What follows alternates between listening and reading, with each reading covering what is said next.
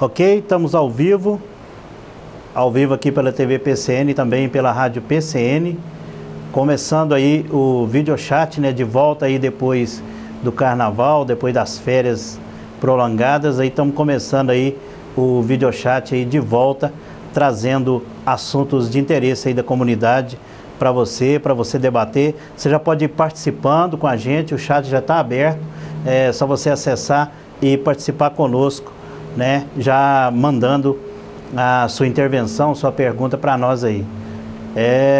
Eu queria aproveitar aqui e agradecer a todos que estão nos acompanhando, a todos que estão comentando as entrevistas aqui, né? Então tem sido positivo, e porque a gente tem trazido bons entrevistados e por isso as entrevistas têm dado um bom resultado também em termos de audiência. Antes de começar, eu queria mostrar aqui o livro do Dr. Carlos. Dr. Carlos lançou no final do mês, agora de janeiro, este livro, Preservação das Nascentes, lá na Casa de Cultura. O Dr. Carlos, que é um cidadão arcoense, né? Todo mundo conhece, e nos presenteou com esse belíssimo exemplar do livro, né? Agradecer ao Dr. Carlos e toda a equipe lá, que estivemos presentes fazendo a cobertura, e foi muito gentil conosco. Na noite de hoje, eu estou recebendo aqui duas pessoas. Primeiramente, estou recebendo o Dr. Kildre. Dr. Kildre, que além de ser um advogado bastante conhecido na cidade, também está atuando nesse ano legislativo como assessor jurídico da Câmara de Vereadores. Doutor, boa noite. Obrigado por você ter vindo aqui, né? Também estou recebendo aqui o vereador Pedro César, né, que já é vereador de longos mandatos, né, Pedro? E também foi presidente da Câmara por várias vezes, não é isso? Tá ligado? E então vamos trazer aqui o vereador Pedro César, que atualmente é secretário da mesa diretora. Não é isso, Pedro? Correto, Jaime. Em primeira mão, eu gostaria de agradecer pela oportunidade de estar aqui presente, trazendo a nossa mensagem à nossa população, cumprimentar a todos os internautas, aqueles que estão acompanhando este chat, e colocar à disposição de todos eles para qualquer questionamento. E Sim. Também não poderia deixar de manifestar a minha alegria de ver o Portal Arcos cada vez mais se firmando como um veículo de comunicação que tão bem representa a nossa cidade e a nossa região. Portanto, em seu nome, eu cumprimento toda a sua equipe e os parabenizo pela dedicação e pela eficiência no trabalho de imprensa que vocês fazem aqui em Arcos, especialmente na nossa região. Muito bem, a todos vocês pelo dinamismo e por esse serviço sério, por esta imprensa imparcial que vocês desenvolvem aqui no nosso meio. Ok, Pedro, e aproveitar o seu comentário para a gente, mais uma vez, confirmar a nossa dinâmica de funcionamento aqui do videochat. A gente tem uma dinâmica de trabalho, desde quando nós começamos com essas entrevistas, de inicialmente colocar o entrevistado um tempo ideal para ele expor suas ideias, né? Para a gente tratar de alguns tópicos que a gente já predeterminou anteriormente, e posteriormente, no segundo momento, aí sim, todas aquelas perguntas que o pessoal está colocando lá, está digitando, né, e mandando para nós, a gente pode colocar para o entrevistado. Porém, uma diferença que a gente sempre prezou nas entrevistas que a gente faz aqui é o respeito pelo entrevistado, assim como o respeito pelas pessoas que estão mandando as perguntas. Então eu tenho um compromisso com os meus leitores, mas também eu tenho um compromisso com o meu convidado que eu trouxe aqui e que precisa ser respeitado, porque ele se dispôs a tirar um tempo de sua noite para vir aqui participar e responder perguntas da comunidade. Então é uma dinâmica interessante, mas que a gente procura sempre mantê-la, né, para que, graças a Deus, todos que saem daqui saem satisfeitos de terem respondido os questionamentos sem nenhum constrangimento, né, e sem maiores problemas, né, como às vezes é muito comum, a pessoa vai num lugar e não sai satisfeito porque não conseguiu falar o que queria, né? Então aqui é um lugar para expor ideias. Certo. E a ideia não tem que ser necessariamente a mesma minha, tá certo? Então, vamos começar os assuntos de hoje, Pedro. Um assunto que tem realmente chamado a atenção das discussões, até acho que talvez você tenha até um resultado com relação a algumas ações que estão sendo tomadas, mas um assunto que tem chamado a atenção bastante, e várias reuniões da Câmara já tratou desse assunto, é a possibilidade do fechamento da PUC, possivelmente em 2015. Eu já presenciei algumas falas suas nas reuniões da Câmara, e realmente você é uma pessoa que está preocupada com esse fechamento. Tem muitos outros vereadores, mas você é um deles, né? Tem a vereadora Marlene, o Zé Neca, tem vários outros, mas você é um deles que sempre se manifesta e sempre está correndo atrás. Com relação a isso, você acredita que isso possa acontecer? Que realmente isso venha acontecer? Qual que é a sua percepção com relação a todos os fatos que estão aí envolvendo esse assunto?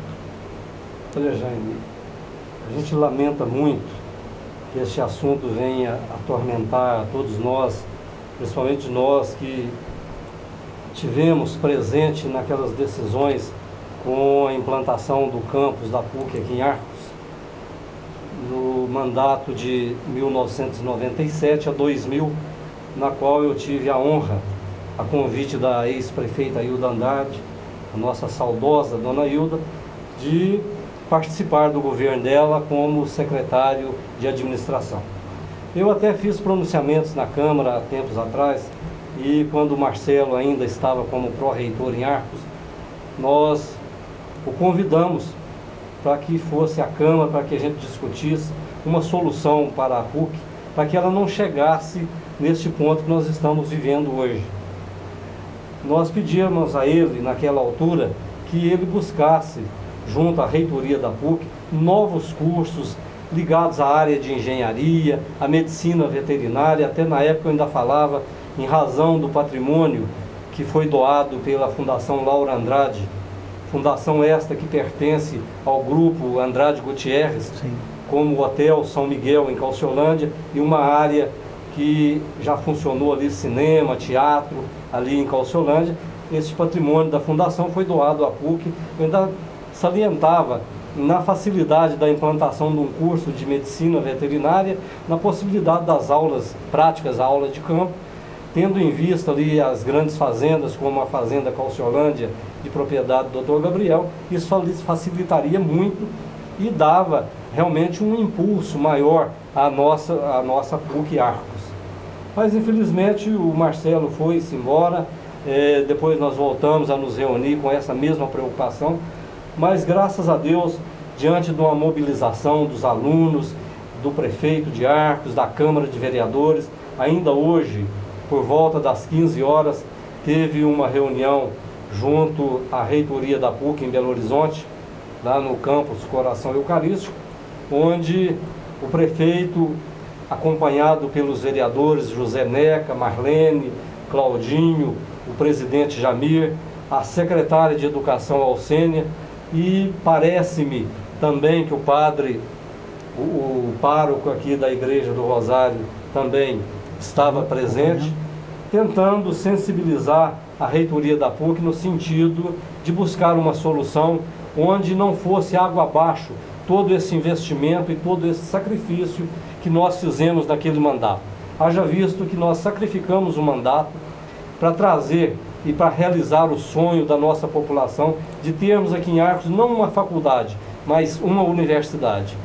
E nós demos uma atenção muito grande para essa implantação, e até eu cobrava certa vez num pronunciamento meu na Câmara que a gente não sentia este mesmo comprometimento da PUC para com a cidade.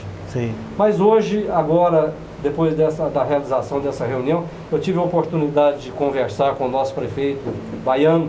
Ele me alertava que foi feito um bom trabalho lá, desempenhou bem a reunião, e que há uma possibilidade da PUC fazer suas adequações diante a estrutura que ela tem aqui em Arcos, mediante a demanda.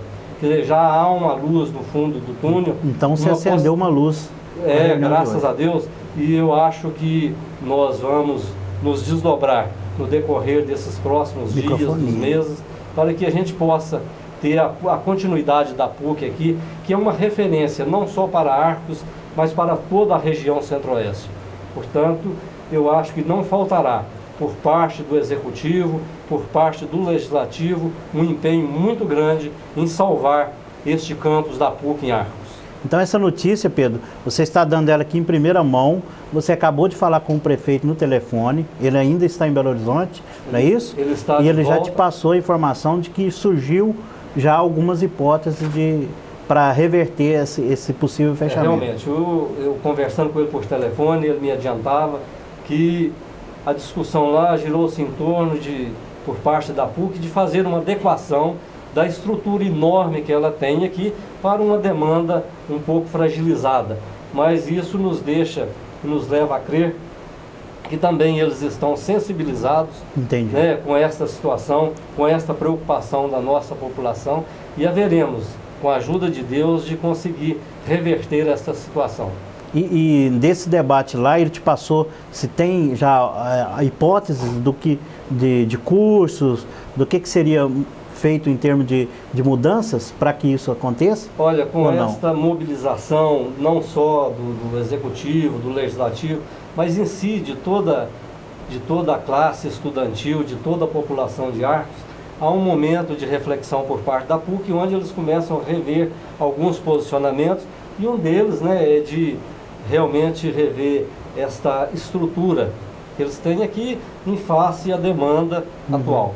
E eu acredito que um pouquinho de bom senso, um pouquinho de comprometimento com a questão social, a PUC, por representar a Igreja Católica, acredito que terão a sensibilidade em resguardar este grande investimento que a cidade fez para tê-los aqui no nosso meio. Tá certo. Pedro, você é uma pessoa que participou diretamente da administração Hildo Andrade, né? Você era secretário de administração naquele governo e você acompanhou passo a passo todo o processo de implementação da PUC em Arcos, né? Então, você mais que ninguém sabe de todas as dificuldades que foram enfrentadas para conseguir aquilo. Você dizia na Câmara, num pronunciamento seu, que entende que o governo Hildo Andrade naquele ano, de certo modo, até sacrificou outras obras para garantir essa estada da PUC aqui, né? Qual que é o que você pode passar em termos desse sentimento que você vê por tudo que foi passado, né? Foi pela luta de trazer a PUC para cá e agora chegar nesse ponto, quer dizer, tá certo que agora sinaliza uma mudança, uma melhora talvez, né? Mas acaba ficando um sentimento sei lá, de desânimo, seria isso? Olha, eu acho que desânimo não, porque nós temos que lutar até o último instante para que realmente o dinheiro, o nosso investimento não se torne em vão. Havia um comprometimento daquela administração no sentido de cumprir uma promessa de campanha que era tão somente de trazer uma faculdade para Arcos. Nós, graças a Deus, nós superamos a expectativa e trouxemos uma universidade. Uma universidade. Um campus universitário que logo no segundo ano já contemplava, me parece que 5 cursos. Isso. Tá? E graças a Deus, na época éramos criticados pelas correntes contrárias da política, de que a PUC serviria tão somente para os ricos. E isso o tempo veio a mostrar que foi uma conquista enorme. Quantas pessoas do nosso meio conseguiu estudar, e diga-se de passagem, pessoas de classe média, de classe mais humilde, tanto que a PUC foi acessível a todos os segmentos da nossa sociedade. Pedro, dentre alguns projetos polêmicos, eu diria polêmicos, que passam pela Câmara, vocês têm votado vários projetos nessa legislatura. Foi votado alguns empréstimos, foram votados, me parece que a lei do município, como que é o código? Uso e ocupação do solo, código de postura, todos eles foram aprovados nessa legislatura que você está participando, é isso? Perfeitamente. Tá. Agora nós temos lá um projeto que deu entrada antes do Carnaval, que é o projeto que a Prefeitura, o Executivo apresentou, né, com relação à castração de cães e gatos. Nós sabemos que isso é um problema que aflige toda a nossa cidade.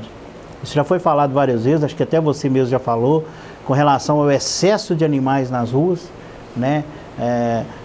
Tem informações aí de que vagões da rede ferroviária trazem animais, muitas pessoas vêm de cidades de fora soltar animais aqui. Então é um problema, acho que talvez um problema dos mais graves hoje que a administração tem que enfrentar, né? O que você pensa a respeito desse projeto, que está lá, que vocês estão apreciando hoje, para ser votado agora nessas semanas seguintes, não é isso?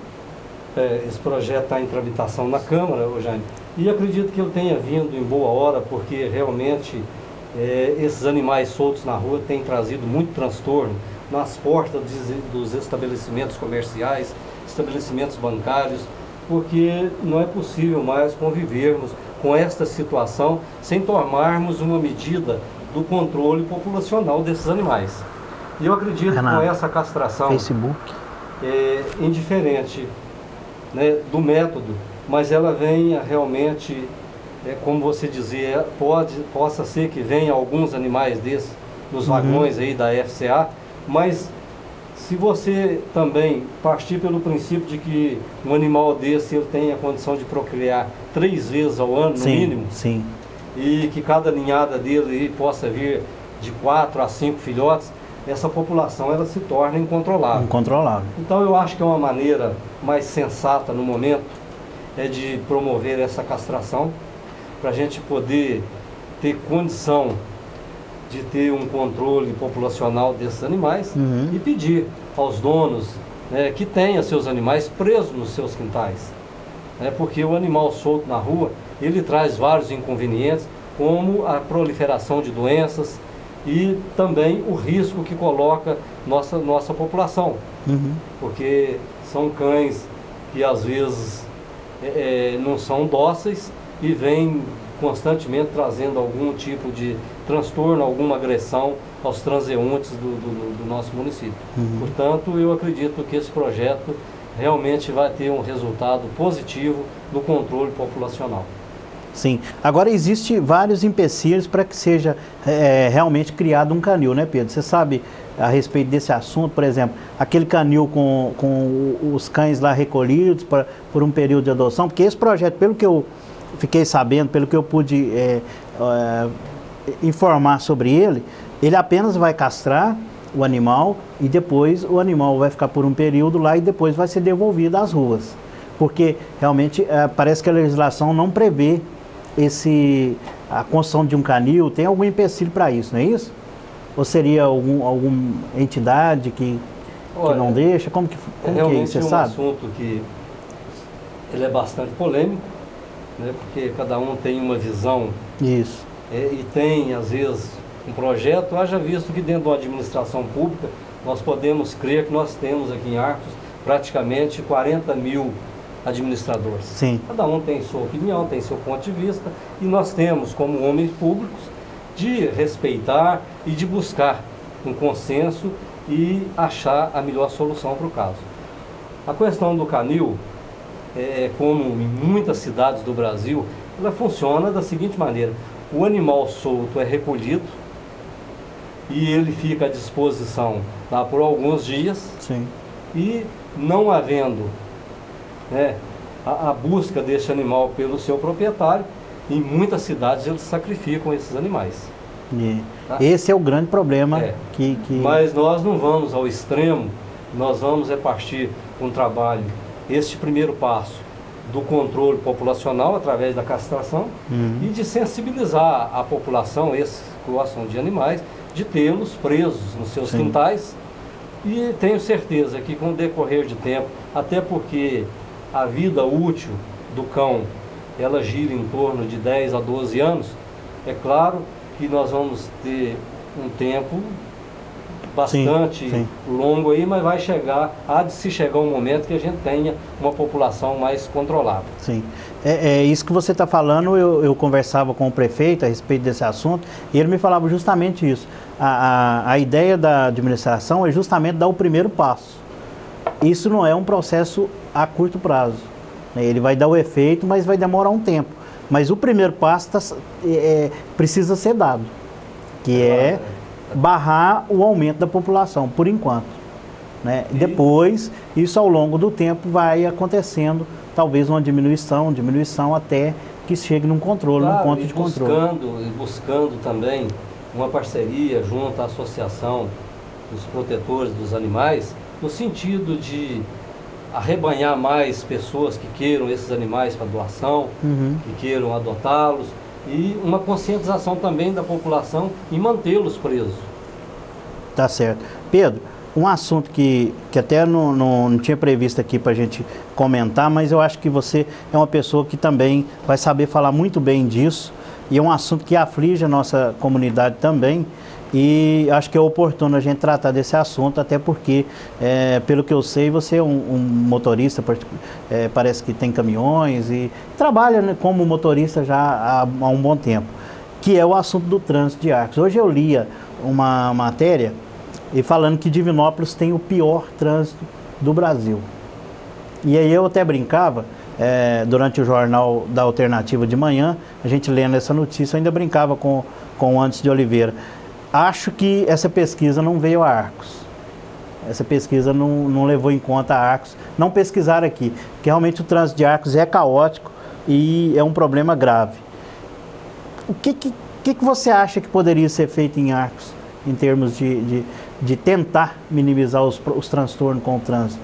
Olha, Jaime, essa também é uma das minhas preocupações junto ao Legislativo, e eu acredito que você tenha tido a oportunidade de acompanhar os meus pronunciamentos na Câmara nesta questão do trânsito. Realmente o trânsito de Arcos ele é horrível. Nós precisamos de ter algumas medidas. Uma delas tem alguns pontos de estrangulamentos aqui nas artérias principais de Arcos, que é a Avenida Magalhães Pinto, a Avenida Governador Valadares, a Rua Jarbas Ferreira Pires e a Getúlio Vargas. Esses são os pontos mais críticos, né? De estrangulamento em algumas esquinas. Infelizmente, eu acredito que a solução talvez seja de dotá-los de semáforo em algumas esquinas, ou caso contrário, disciplinar a conversão. Se permite a conversão para quem está subindo à esquerda, você tem que proibir aquela conversão no determinado quarteirão para quem está descendo à esquerda, porque aquilo ali só funcionaria se houvesse a mão inglesa. Mas como aqui não existe a mão inglesa, salvo a única mão inglesa que nós temos aqui em frente à escola Yolanda Jovino Vaz, e que por sinal funciona muito bem. Funciona bem. Porque você não cruza na frente do outro veículo. Você faz a sua manobra com segurança. Mas no percurso todinho da Avenida Governador Valadares, aqui um ponto de estrangulamento aqui no cruzamento da Avenida Governador Valadares com Joaquim Murchim, ali vem veículos de todos os lados e eles formam um verdadeiro engarrafamento e colocam as pessoas em risco. Então eu acho que tem que fazer naqueles quarteirões ali da Avenida Governador Valadares, intercalar. Se você permite a conversão para quem está descendo, vocês têm que proibir para quem está subindo. Para quem está subindo, ou vice-versa. Fazer algumas modificações. E outra coisa que, infelizmente, nós temos que fazer e colocar isso em prática o mais rápido possível, é que a Câmara de Vereadores aprovou o estacionamento rotatório. Pois é, eu ia te perguntar isso. Que pé que está isso, Nós aprovamos o projeto do estacionamento rotatório e, infelizmente, Jaime, tem coisas que só funcionam quando a gente mexe no bolso do contribuinte. Porque, caso contrário, fica espalhado por toda a avenida carros expostos à venda, impedindo que o cliente de um determinado estabelecimento tenha a oportunidade de estacionar para adquirir um bem ou um produto, e traz um transtorno danado. No momento que você começa a cobrar, eu até acho que o bom senso nos sugere que na primeira hora do estacionamento até não seja cobrado. Certo. Mas que a partir da segunda hora já seja cobrada até numa tarifa um pouco mais pesada, para que dê oportunidade a todo o povo de gozar do benefício do estacionamento. Porque tem gente que estaciona de manhã e só tira à tarde o carro. Realmente, e às vezes carro exposto à venda. À venda. Fica aí impedindo que as pessoas... E eu já fiz alguns comentários a respeito disso, e mesmo às vezes proprietários de loja, de estabelecimentos comerciais, como também seus colaboradores, às vezes se deslocam de suas casas para o serviço de carro e deixa o carro estacionado na frente do estabelecimento, impedindo que o cliente, dele mesmo, o cliente entre naquele estabelecimento para fazer uma aquisição. Então há algumas medidas, e eu falava há tempos atrás com, me parece que era o Jader ainda, o presidente da Associação Comercial de Arcos, eu pedi a ele que fizesse uma sensibilização junto aos seus associados, os donos de estabelecimentos comerciais, no sentido de deixar a porta do seu comércio disponível para estacionamento dos clientes, ao invés de ser para os próprios e às vezes para os seus colaboradores. Sim. Porque isso traria um ganho enorme para aquele estabelecimento, porque a pessoa que não consegue estacionar, ela acaba se deslocando a outro estabelecimento. Sim, claro. Mas mais importante também do que essas medidas de semáforo, estacionamento rotativo, nós precisamos de fazer um trabalho de conscientização, buscando que os nossos condutores sejam mais gentis no trânsito. Nós temos uma dificuldade enorme quando a gente quer estacionar numa vaga, você paralelo a um carro para estacionar numa determinada vaga. Você dá a seta, você engata a marcha ré e você não consegue se mover, porque o que está trafegando na sua retaguarda, ele não é gentil, ele não para dar essa oportunidade. Ele então, ultrapassa. Então é um defeito nosso de condutores, me coloco também no meio. Sim. Eu não quero dizer que eu seja melhor do que ninguém, mas é preciso, e até nós vamos buscar esse apoio junto à Polícia Civil e Militar, no sentido da gente fazer um trabalho de conscientização, até implantar algum adesivo no sentido, eu sou gentil no trânsito, para que a gente possa, a partir daí, a gente desenvolver essa preocupação. Você falando em gentileza, Pedro, quantas vezes você já viu alguém parar para a pessoa atravessar na faixa? Olha... Você já viu alguma vez? Já viu, Kilder? Não, aqui. Alguma vez? Olha, Tenta lembrar, ou na memória, alguma vez que você viu um motorista parar para alguém atravessar na faixa. Olha, como nós estamos aqui buscando uma melhor segurança para o nosso povo e também para os condutores, Sim. Não só os pedestres, Claro. Mas os condutores também, que estão sujeitos, né, a acidentes. E se a gente tiver esse trabalho de conscientização, e a gente pode, para isso, empenhar junto com as polícias, no sentido de fazer uma blitz educativa, onde a gente busca uma gentileza maior dos nossos condutores. E quando você fala na faixa de pedestre, há até uma preocupação, e não tenho nada contra os condutores de motocicletas, mas às vezes a gente para na faixa de pedestre para dar oportunidade da pessoa atravessar com segurança, e o condutor da motocicleta vem e passa às vezes pela direita, correndo o risco de, quando a gente está fazendo um benefício para a pessoa, nós acabamos que estamos colocando ele em risco. Verdade. Então nós precisamos também de fazer um trabalho de conscientização muito grande junto aos nossos condutores de motocicletas, no sentido, como a lei prevê que eles ocupam o mesmo espaço de um veículo de 4 rodas, eles também têm que ter essa conscientização. Porque senão a gente para o veículo para dar a oportunidade do pedestre passar, e a motocicleta ela faz a ultrapassagem pelo lado direito de qualquer forma e corre o risco dela atropelar o indivíduo na sua faixa. É isso mesmo. Então eu tenho observado muito isso, e sem querer aqui prejudicar ninguém, nós temos que respeitar. Todo mundo tem o direito ao seu trabalho. Aqui em Arcos, uma grande parte dos condutores de motocicleta fazem da moto uma ferramenta de trabalho, mas é preciso que nós desenvolvamos, junto às autoridades competentes, uma conscientização maior para que isso reverta em segurança para a nossa população. Sem dúvida. Doutor Kilder, você sabia que Arcos tem uma frota hoje de mais de 18 mil veículos?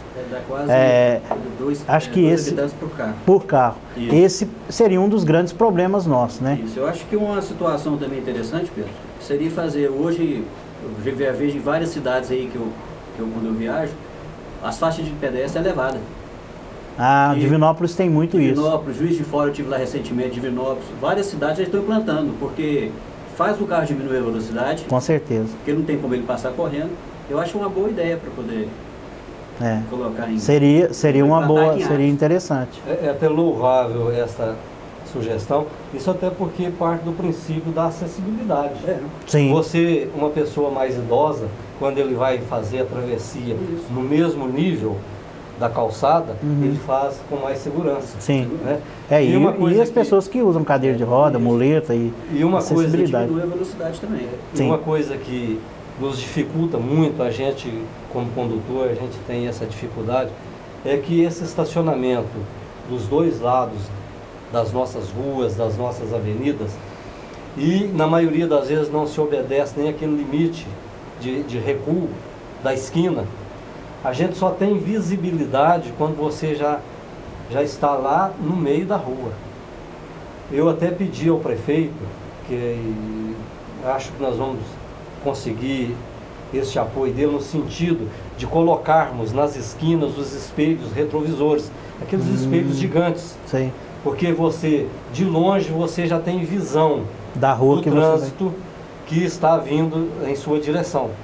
Então você faz uma travessia também com mais segurança, porque quando você tem os carros estacionados, você não tem visibilidade nenhuma do trânsito. Você tem que entrar dentro da rua para ver. Para você conseguir ver. Isso coloca geralmente em risco e é um grande fator de acidentes aqui em Arcos. Aqui, vou te dar um exemplo disso que você está falando. Aqui na esquina, próximo à nossa redação aqui, em frente a Gambes, aqui tem uma esquina que é o seguinte: quem vem subindo sentido para virar ali em frente ao Banco do Brasil à esquerda, sempre tem um carro, às vezes uma caminhonete, um carro grande estacionado ali no meio do canteiro, e a visibilidade, você tem que colocar a metade do carro no meio da rua para poder conseguir visibilidade, para saber se vem descendo algum veículo lá de cima. Então, acho aquilo ali extremamente errado, entendeu? Errado, muito errado. Mas aqui em Arcos criou-se essa cultura de estacionar no canteiro central da Avenida Governador Valadares, né? E conversando com o Tenente Bittencourt, ele me dizia o seguinte, que na verdade isso não é legal, mas que como a cidade já tem esse negócio há muitos anos, seria muito difícil tirar isso aqui, né? Precisaria de, não sei o que precisaria, mas acho aquilo ali um absurdo.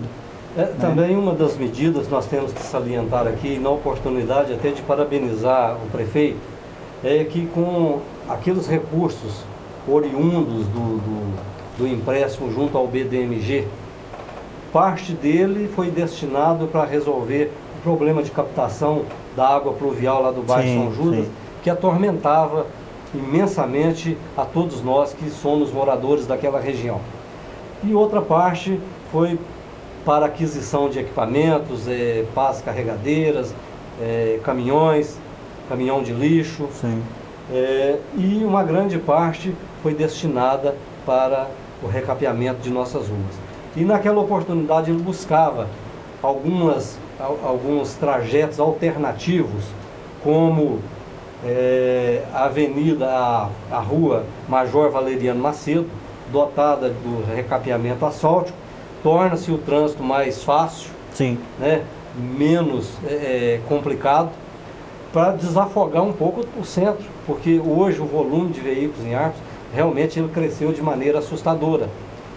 Graças a Deus que a nossa população ela teve um ganho enorme nessas últimas administrações do Lula, nesses 2 mandatos dele, que abriu perspectiva para a nossa população em poder adquirir um veículo, em poder colocar seus filhos nas universidades. Isso até trouxe, de certa forma, um ganho enorme para a nossa cidade, mas o que não deixa de trazer esses transtornos, né? Então, quando o prefeito buscou asfaltar essas ruas para dar essas oportunidades do trânsito alternativo para desafogar o centro, agora, já breve, ele já vai asfaltar aqui a rua Padre Pedro Lambert, como asfaltou a rua Formiga, dando oportunidade para que o trânsito tenha outras opções. É isso, tá? As pessoas têm rotas alternativas. Mas nessa questão do estacionamento dos dois lados, o que tira a visibilidade, há de se estudar a possibilidade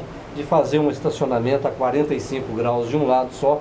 Sim, seria e melhor. E também de dotar essas esquinas onde há esses estrangulamentos, desses espelhos retrovisores, para que possa ter uma maior visibilidade para quem esteja trafegando nessa região. Essa ideia sua você já apresentou para o prefeito, ele sinalizou já alguma coisa nesse sentido? Já pedi, e eu acredito que ele vai ter o bom senso de nos atender, porque realmente esses espelhos retrovisores, na maioria das pessoas, devem conhecê-los nos supermercados. Sim. Quando a pessoa, para monitorar o fluxo, o movimento do supermercado, tem aqueles espelhos gigantes lá, os retrovisores, e isso funciona muito bem em muitas cidades do Brasil, como um grande auxiliar no trânsito.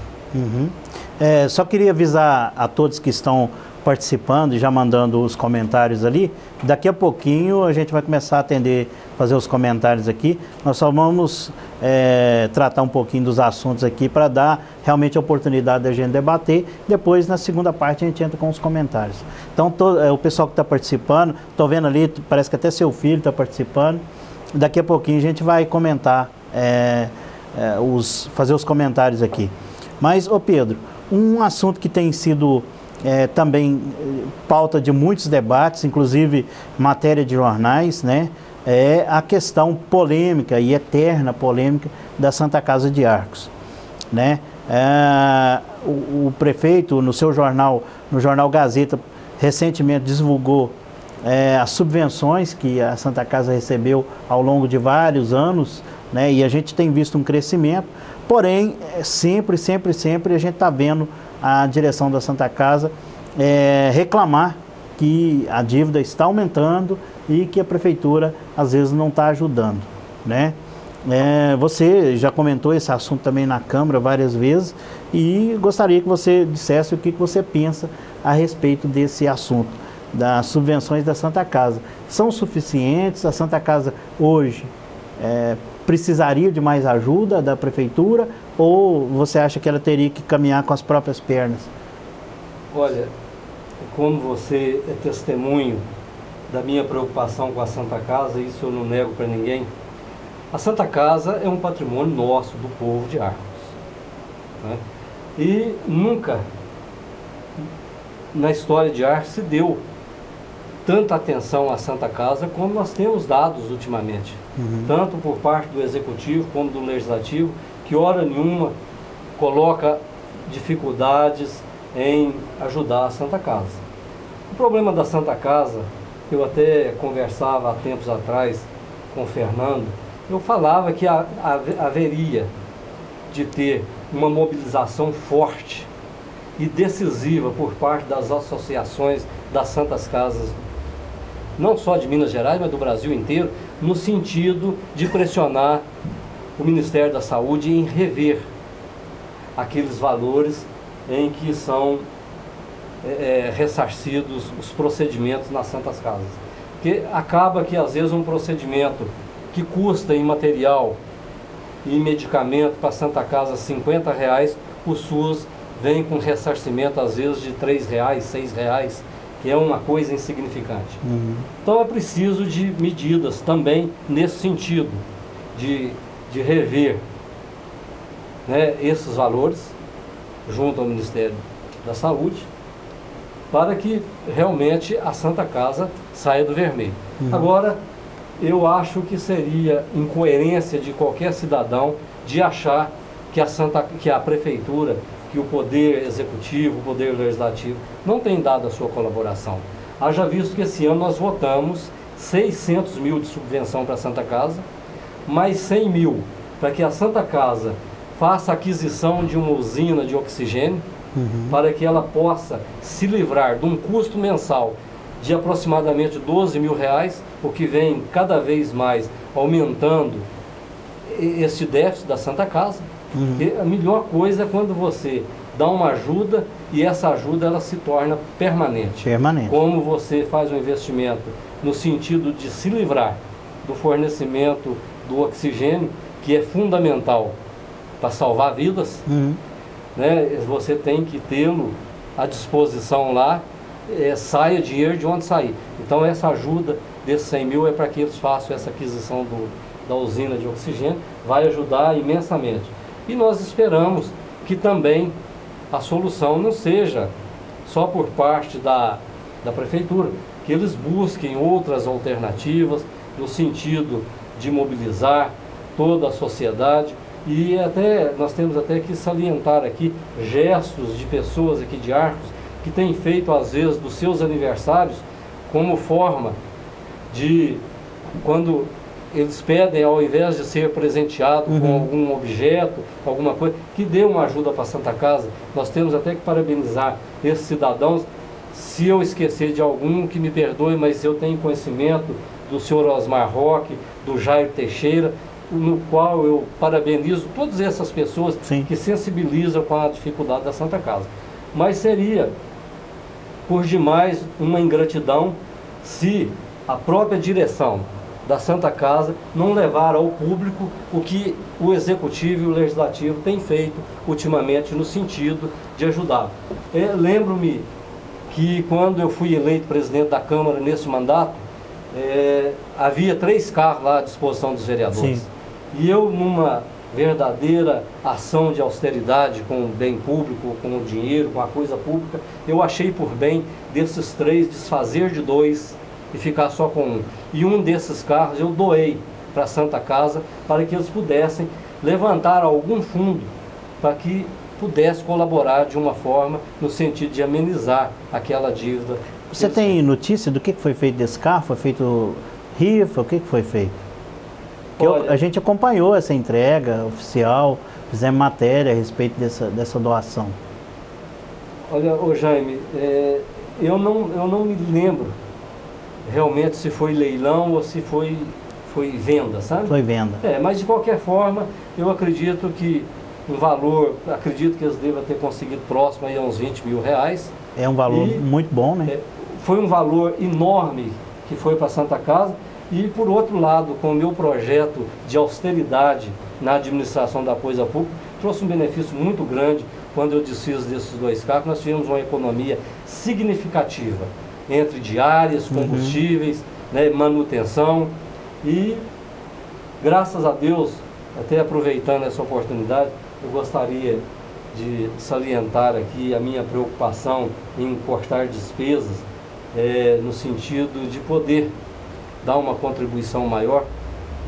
Nós tivemos realmente a oportunidade de devolver do orçamento destinado à Câmara aproximadamente 32% do que estava destinado para a Câmara.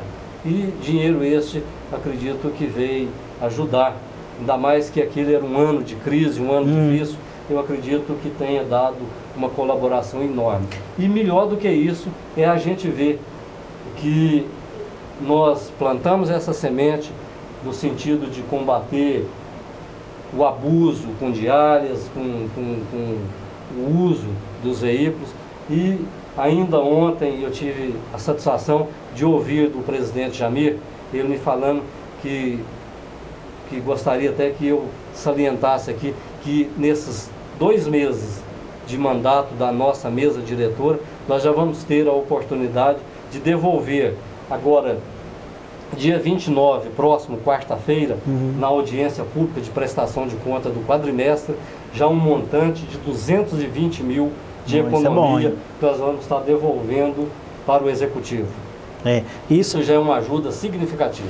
Isso é interessante, que é justamente o que eu ia comentar, que eu acompanhei a sua administração lá como, né, imprensa, e realmente você começou com esse trabalho, né, de economia, de realmente cortar gastos e devolvê-lo, né?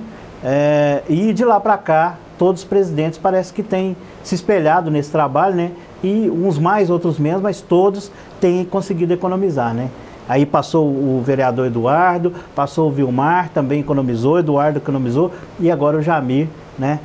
Já tem esse montante para devolver. Isso é interessante, né? Isso nos deixa assim, bastante feliz em saber que uma atitude nossa trouxe essa colaboração e trouxe esse exemplo a ser seguido. Isso, acho que é mais um exemplo. Nós abolimos aquela prática dos congressos, né, que o povo tanto criticava, e com razão, aqueles congressos realizados no litoral do Brasil. Então, estamos findando com o nosso mandato, já estamos no 4º ano, e graças a Deus nós tivemos a oportunidade de ser presidente no 1º ano, de implantar algumas modificações e de ver isso sendo seguido, como você mesmo falou, às vezes uns mais, outros menos, mas de qualquer forma nós deixamos lá o nosso trabalho, o nosso exemplo, e eu tenho que parabenizar aqueles que veio depois de mim e têm também dado esta colaboração. E essa Câmara é uma Câmara interessante, principalmente na legislatura, no mandato do ano passado do presidente Vilmar. É uma Câmara que sofreu, entre aspas, vamos dizer assim, uma pressão popular, né? Que houve aquele episódio lá da questão dos salários, a Câmara voltou atrás e acho que a Câmara conseguiu lidar bem com esses assuntos, né, Pedro? Você acha que daqueles episódios, vocês, não é você pessoalmente, vocês todos,